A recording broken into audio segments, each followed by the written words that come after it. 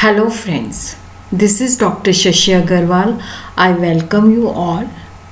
Today our subject is business law and the topic is the nature of the contract, and this topic is relevant for the students of the business law, foundation, CA, CS, CMA. It's written out there available at my blog. I will be sharing its link in the description box. Even this lecture is also available in Hindi at my second channel, that is the Shashi Agarwal Economics and Law classes. Today our topic is the nature of the contract. First of all, we will understand what is the agreement and the contract and what are the various essentials which should be present in the agreement to make it contract. First of all, we will have some basic information regarding the Contract Act. The Contract Act came into force on 1st September 1872. The Indian Contract Act 1872 was passed and implemented to control the various kinds of the commercial and business contracts. This Contract Act regulates the commercial and business contracts. The Act is not complete code of contract. It deals with the general principles of the law of contract and the special contract. This Act is applicable to the whole of India. The Contract Act only provides rules and regulation for the purpose of the contract. It does not list any rights and liabilities which are decided by the parties when they are entering into the agreement.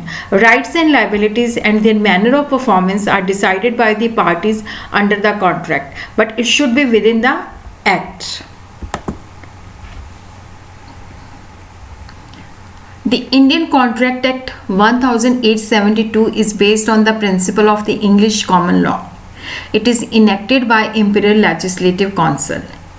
At present, the Indian contract may be divided into two parts, but earlier the Indian Contract Act was like this.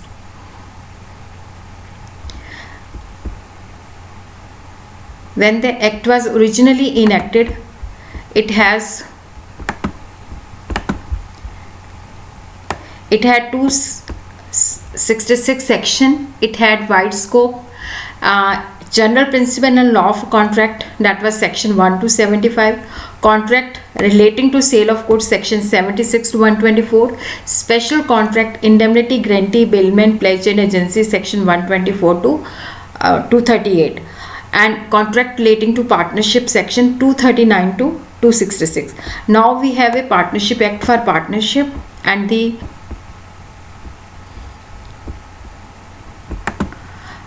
Indian Contract Act 1872 has two parts. Part 1 deals with the general principles of the law of contract, section 1 to 75, and second part deals with the special kinds of contracts such as the contract of indemnity, guarantee, contract of the bailment, contract of the agency. The law of contract is essential to carry on trade or commerce smoothly. Because when we do some trades, when we do some commerce, when we do some business, every day we enter into contract. So the law of contract is very much needed to carry on the business, trade or commerce smoothly, because it introduces certainty in the business transaction. It also affects the entire society.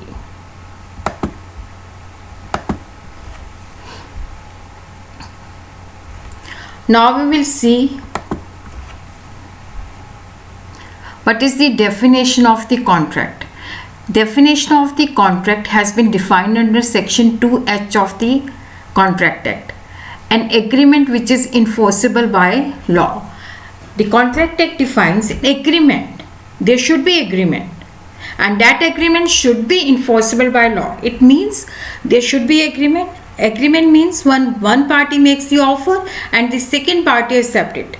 Then it becomes the agreement, and the second condition is it should be enforceable by law. It means when there is a breach of the agreement, the other party has the remedy to go to the court.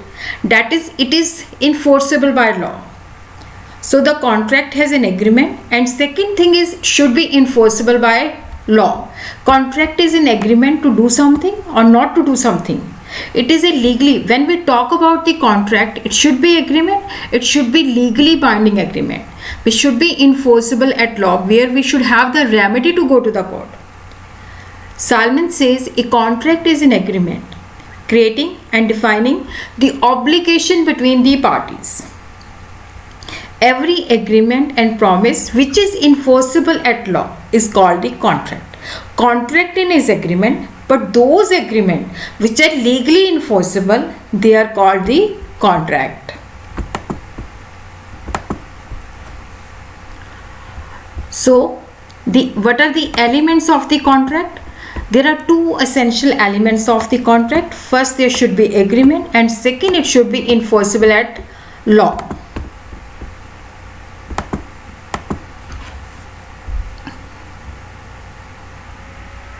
So what is the meaning of the agreement? Section 2E of the Contract Act define the agreement. Every promise or set of promise forming the consideration for each other. Like here we will understand in this example. A want to sell his Maruti car model 88 model for rupees 50,000. So here A is making an offer that he wants to sell his Maruti car for rupees 50,000. He is making this offer to B. B says, yes, I am ready to buy your red Maruti car 88 model for rupees 50,000. Here A makes a promise to sell his car for rupees 50,000. So by selling his car, he will be getting the money, and B, by making the payment of 50,000, he will be getting the car. So here agreement, every promise, like A makes a promise and B also makes a promise with A. Every promise, like A makes a promise and in return B makes a promise. The both are consideration to each other. Like A will sell his car and get the money, and B will make the payment and get the car. Promise means a proposal. When we give offer to someone, if he accept it, then it becomes a promise. And what are the elements of the agreement? When the person to whom the proposal is made, there should be two person. At least there should be two person. First, the person who makes the offer. Like in the example, A was making the offer to B, and B signify his assent on that proposal. Yes, I am ready to purchase your car at this rupees. The proposal becomes accepted proposal. Then it becomes an agreement. So agreement has two parts. One is offer and the second one is the acceptance.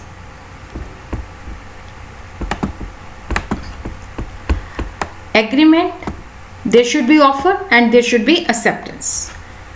A makes an offer to B. I want to sell my Maruti car 88 model for rupees 50,000. B accept this offer. B said, I am ready to buy your red Maruti car for rupees 50,000. A makes a promise to sell his car for rupees 50,000. He will get 50,000 in return. And B, by making a payment of rupees 50,000, he will get the car in return.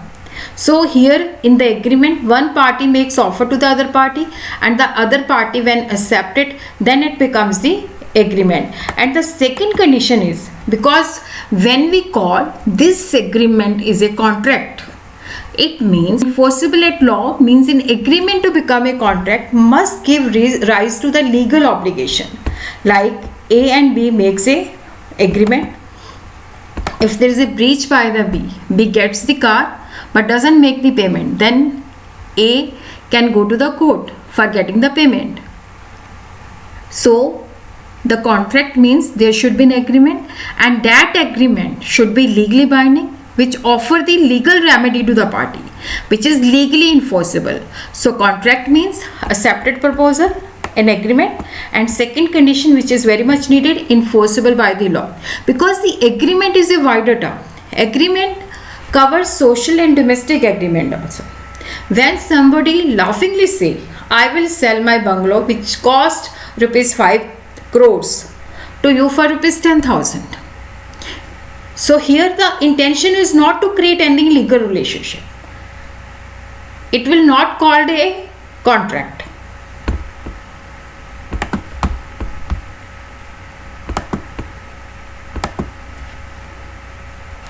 So contract means proposal.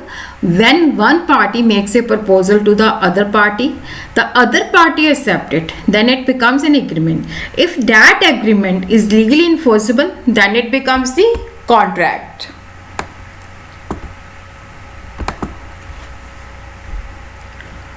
Now we will understand. There is a famous case, Balfour versus Balfour. Mr. Balfour, who was the husband of Mrs. Balfour, who worked in Ceylon, promised to pay an allowance of £30 per month to Mrs. Balfour, who was unable to accompany her husband on medical ground because her husband was shifted to some other place, but she was not able to accompany her husband on medical ground. Then her husband said I will make a payment of £30 per month. But Mr. Balfour failed to pay the amount. Mrs. Balfour went to the court, but the court dismissed the case. They said it's a domestic agreement. It's not a legally binding agreement. So it is not a contract. Because agreement is a wider term which covers the social agreement as well as the domestic agreement as well as the legal binding agreements. All agreements, they are not contracts, but all contracts, they are the agreement. This is very important question. In this type of question, first we have to define the contract, then we have to define the agreement, then we have to define what are the essential which are needed in the agreement to become the contract. Agreement is a wider term. When an offer is made, it is accepted, but it becomes contract when it satisfies all the essential requisites in Section 10 of the Indian Contract Act. Agreement which are not enforceable at law, like in the case of Balfour versus Balfour, that agreement was not enforceable at law because the intention of the party was not to create any legal relationship. Agreement is a wider term. It covers social, domestic and legally binding, and those legally binding agreement will be called contract. So all agreement, they are not contract, but all contract, they are the agreement. Like if I invite you for the dinner, you come to my home but I do not offer you the dinner, then you cannot go to the court. So agreement is a wider term. Every promise and every set of promise forming the consideration for each other is the definition of the agreement. One party makes the offer and the other party accept it, then it becomes the agreement. But contract are those agreement which are legally enforceable. Contract means agreement, and second thing is legal enforceability. Agreement is a wider term. It includes domestic agreement, social agreement and legal agreement. Only the legal agreement which are legally enforceable, they are called the contract. Agreement is a wider term. Contract is a narrow because it covers only the agreements which are legally enforceable. The agreement may not create legal obligation, as we have understood in the case of Balfour versus Balfour. If you invite somebody at tea, but you don't offer the tea, then that party cannot go to the court. So agreement may not create the legal obligation, but contract creates the legal obligations, and it grants certain rights to the party. If there is a breach of the agreement, breach of the contract, the other party could go to the court. All agreements, they are not contract, but all contracts, they are agreement. So what are the essential of a valid contract? When we could say this agreement is a valid contract, first we have to see that it satisfies all the essential of Section 10. And it also satisfies, there are many things which are not given by Section 10, but they are also considered essential. They should also be present in the agreement to become the valid contract. According to section 10, there should be agreement, free consent, competency of the parties, lawful consideration, and the legal object.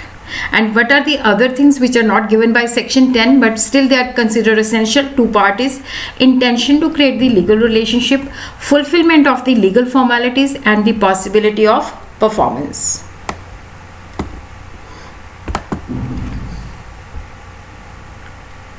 Essentials of the valid contract. In terms of section 10 of the Act, all agreement their contract, if they are made by the free consent of the parties, the parties they are competent to enter into contract, and the agreement is done for the lawful consideration with a lawful object, and that is not essential, declared to be void. Here we have to write the not. Section 10 is not complete and exhaustive because there are certain other sections which also contain certain requirements which should be present in the agreement, that is to be legally enforceable. First we will be doing those. There should be two parties. A contract involves two parties.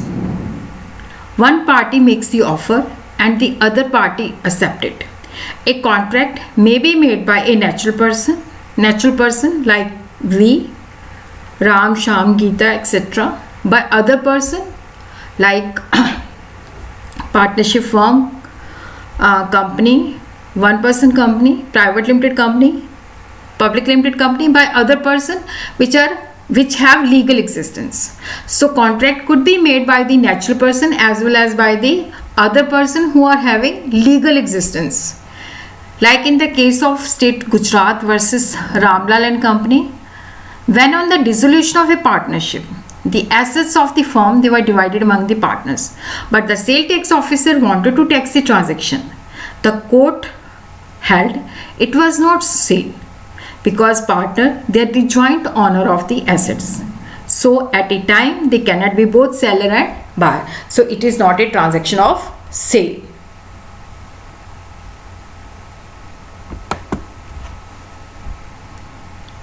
Party must intend to create legal obligation. There should be intention to create the legal relation.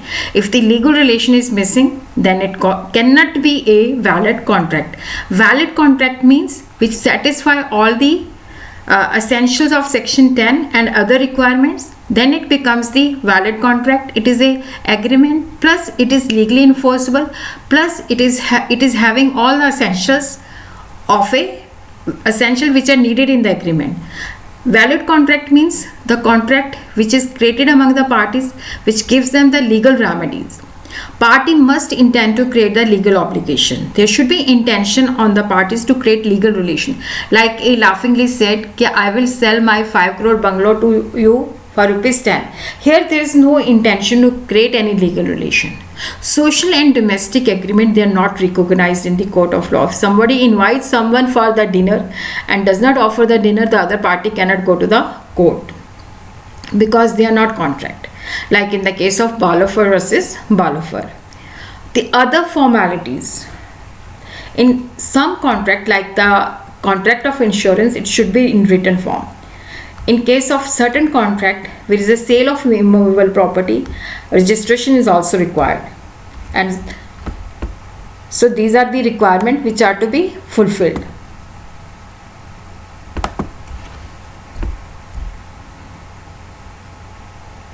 Certainty of meaning. There should not be vagueness. Like a car dealer, when he makes an offer, he is having 10 cars at his disposal. I want to sell my car. This offer is vague because we are not clear what car he is offering. According to section 29 of the Contract Act, the terms of the agreement should be precise and certain. It should not give rise to ambiguity. They should not be vague. We should not be clear. Like A is a dealer of many kinds of oil. A agreed to sell to B 100 tons of oil. Which type of oil? Which kind of oil? So that should be clear. Like in earlier he said, I want to sell my red Maruti car 88 model for ₹50,000. Here is everything is clear, everything is certain. There should be certainty of meaning. There should not be vagueness.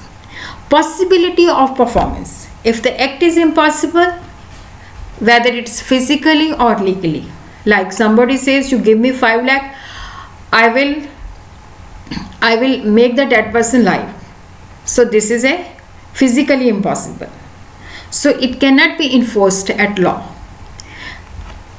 Section 56 of the Contract Act states that agreement to do an act which is not possible is void.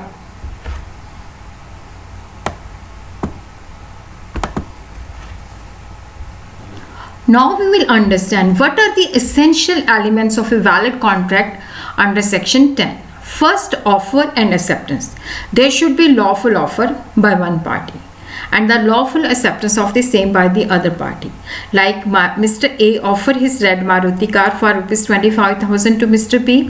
Mr. B accept the proposal. It's a valid agreement. Lawful consideration. Consideration mean what we are getting in something in return. Like A says, I will paint your picture for rupees 200. B said, okay, I will give you 200. So A will paint the picture, but in return he will get rupees 200. And B will make the payment of rupees 200. In return he will get his painting. So consideration should be something in return. It is an essential element of a contract. Contract without consideration, they are not enforceable at law. Certain exceptions are there. Consideration must be lawful. It should not be forbidden by law. Section 23 states that consideration and object should not be lawful. They should not be against law. Like if I said ki I will give you 1 lakh and you get me the employment. So this consideration is unlawful. Consensus ad idem means the minds of the both party must be ad idem. They should interpret the subject in the same sense. Two parties must have agreed about the subject matter of the contract at the same time in the same sense. Like A wanted to sell his red Maruti car, but B thought that it is a red sting. So here the mind is not same.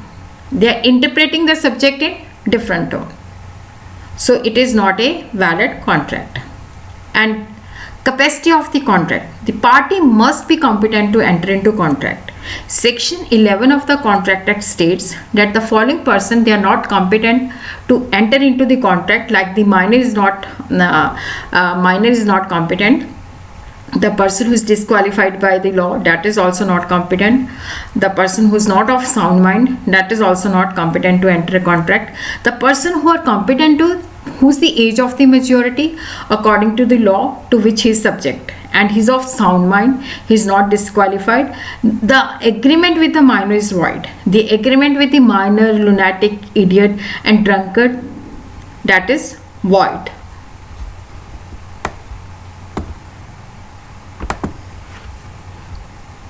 Free consent. Consent means the party must have agreed upon the same thing in the same sense, and that consent should be free. Free means that is not a forceful. They are giving the assent voluntarily. Section 14 of the Contract Act states that the contract is said to be free when it is not caused by coercion, that is the physically. Like जैसे मैं किसी की कनपट्टी पे gun रख दूँ और कहूँ कि ये तुझे चीज़ मुझे सेल करनी पड़ेगी, तो that is the physical coercion. I am intimidating someone to do something, so that is a physical coercion. Undue influence, it is not caused by undue influence, it is not caused by fraud, it is not caused by misrepresentation, it is not caused by mistake. There should be free consent. If there is a free consent missing, the contract is voidable. Lawful object. The object, the purpose of the contract should be lawful. Section 23 of the Contract Act states the object of the contract should not be forbidden by law, fraudulent, involves an injury to the person, property to the person, the court regards as immoral or imposed to public policy. Like 4-person decides to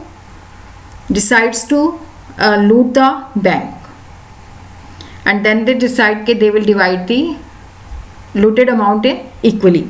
So here it is not a valid contract, because here the purpose is not lawful, because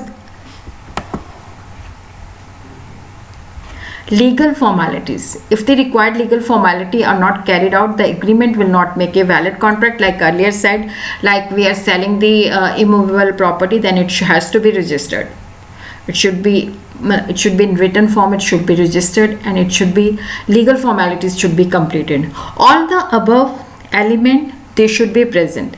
If any of the above essential element missing, then the contract is either voidable, void, illegal, unenforceable in the eyes of law. So thanks for watching. Like, share and subscribe Shashi Agarwal channel.